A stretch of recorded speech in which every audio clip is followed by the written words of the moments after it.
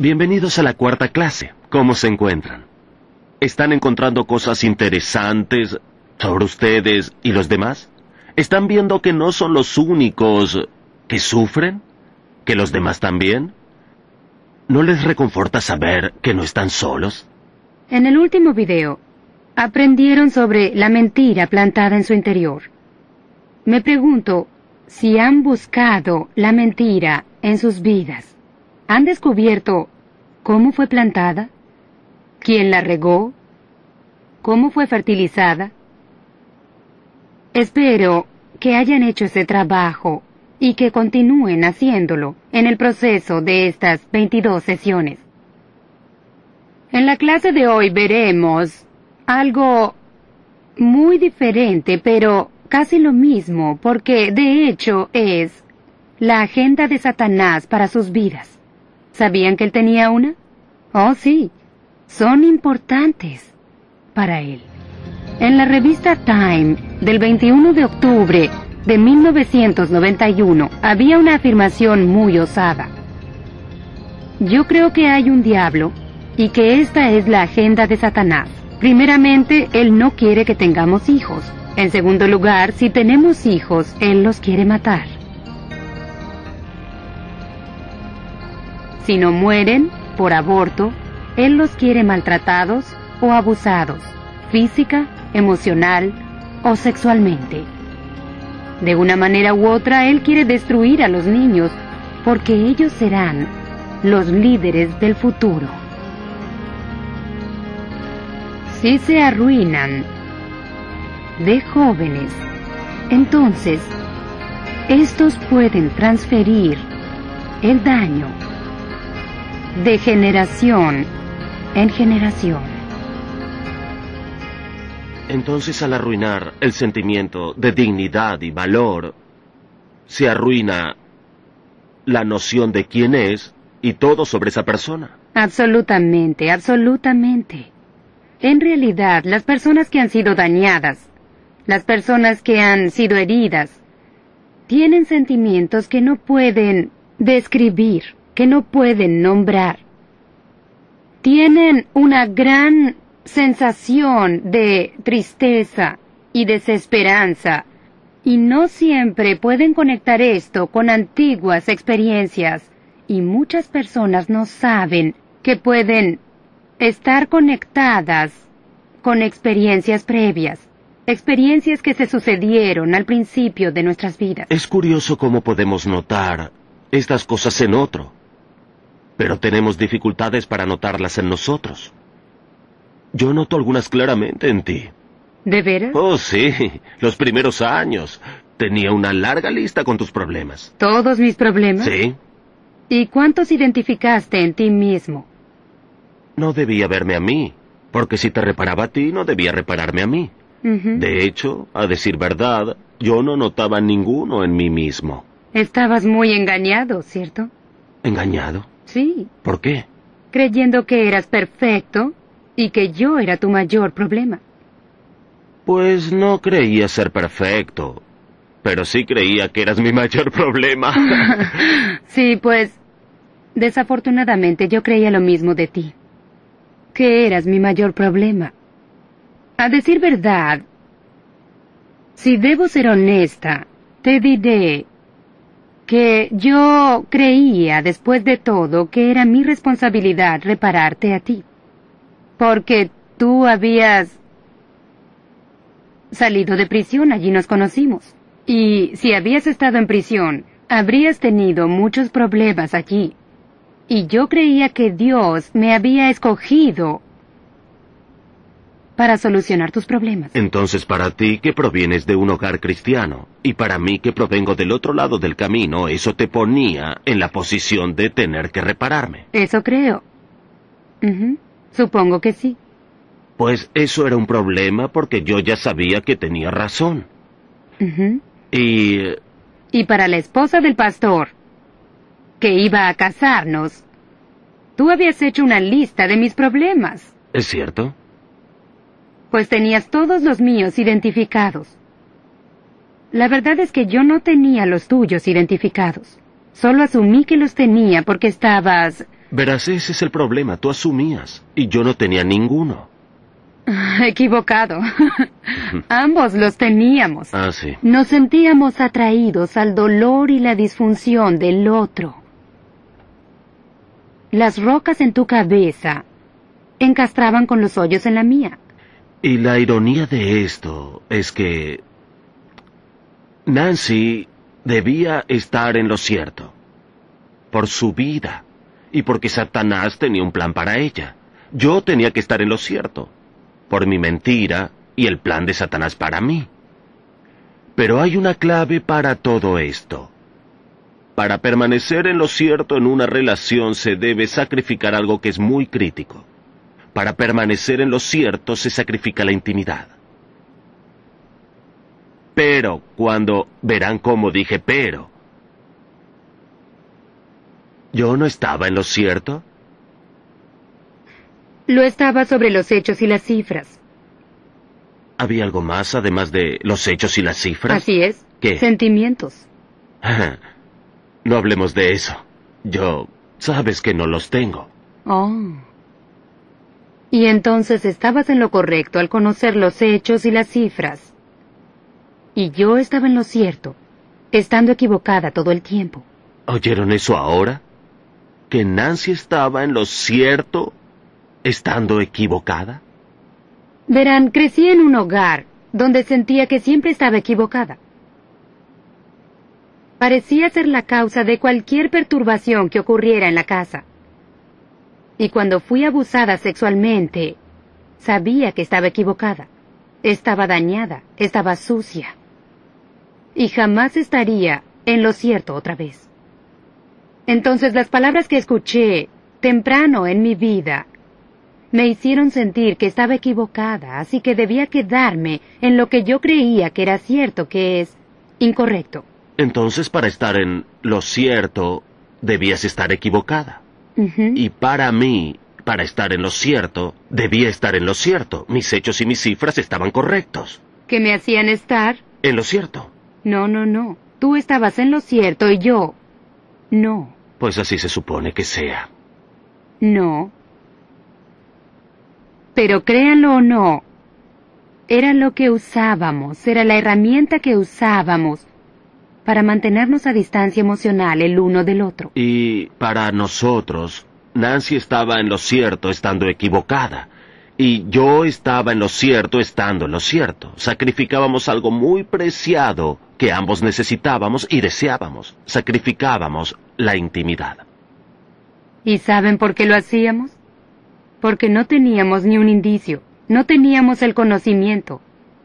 Si hubiéramos sabido que nuestras conductas sacrificaban nuestra intimidad, hubiéramos hecho todo lo posible para eliminar nuestras conductas. Entonces debías estar equivocada. Yo debía estar en lo cierto. Y cuando nos encontramos y nos enamoramos, en realidad nos enamoramos de las disfunciones del otro. Sí, las rocas en tu cabeza encastraban con los hoyos en la mía. Debías estar equivocada y me alegró haber ayudado con eso. Ujú.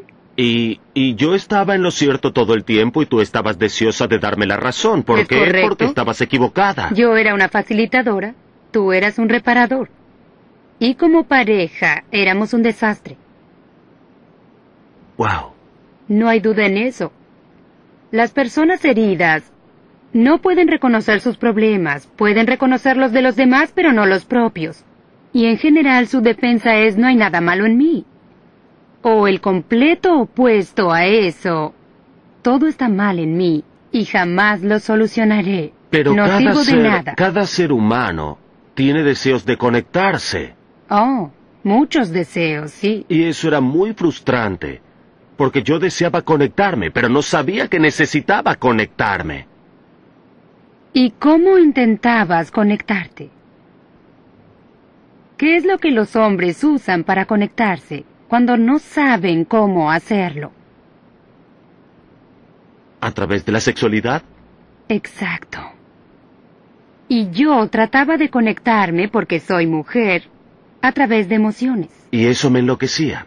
Creíste que eran tonterías, y yo no podía comprender por qué querías ser sexual conmigo, cuando acababas de pasar las 2 últimas horas diciéndome lo inútil que era, y lo equivocada que estaba, y lo mala que era.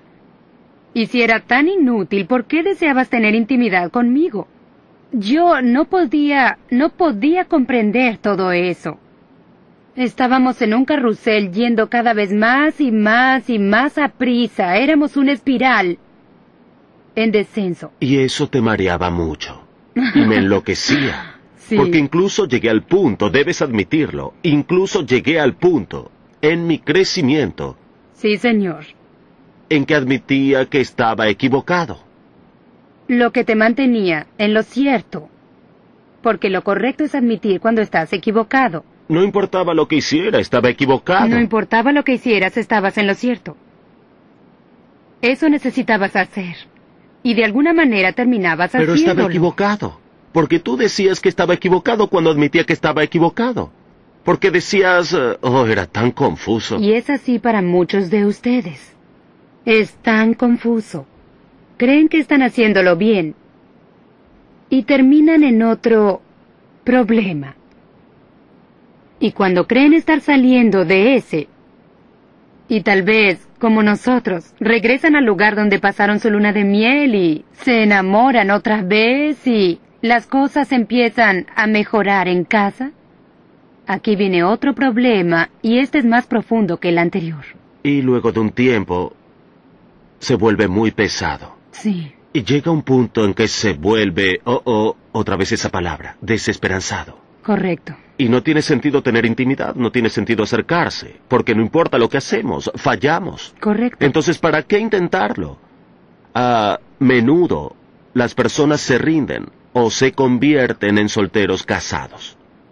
¿Cuáles son ustedes? Tal vez ni siquiera estén casados, pero se hallan flotando, sin comprender cuál es el problema. ¿Por qué? Porque Satanás tiene un plan. Y ese plan es hacernos sentir desesperanzados. Pero pueden ayudarlos.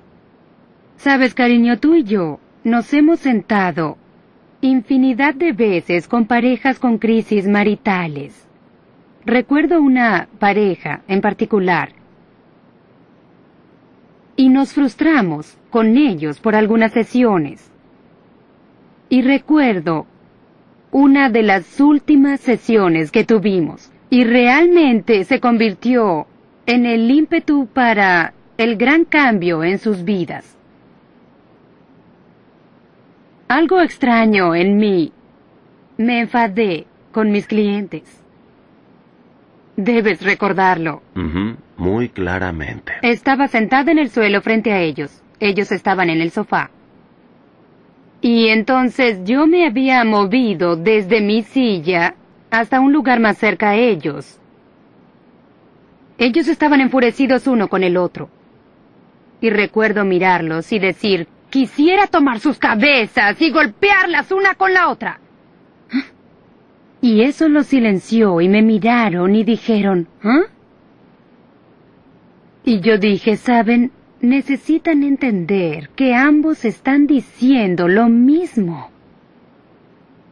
Tú estás diciendo, esposo, deseo que mi esposa me ame, me necesite, sea tierna conmigo, sea amorosa conmigo.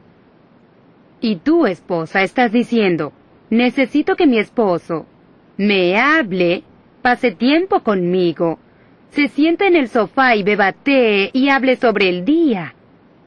Que hable sobre mis pensamientos y sentimientos. Ambos están diciendo lo mismo, pero de maneras diferentes. Pero cuando nos dañan durante la infancia, porque Satanás tiene su agenda, mis necesidades deben ser suplidas primero.